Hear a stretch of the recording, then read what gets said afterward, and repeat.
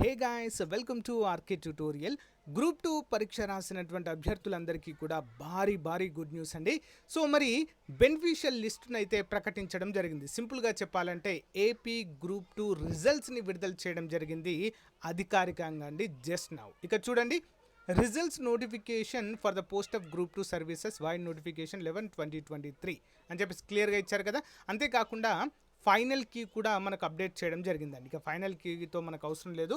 ఇక్కడ click here అని ఉంది కదా, దానిపైన క్లిక్ చేయగానే ఇక్కడ రిజెక్షన్స్ లిస్ట్ ఉంది, క్వాలిఫైడ్ లిస్ట్ ఉంది. క్వాలిఫైడ్ పైన క్లిక్ చేయగానే మనకైతే ఓపెన్ అవుతుంది, డౌన్లోడ్ అవుతుందండి పీడిఎఫ్.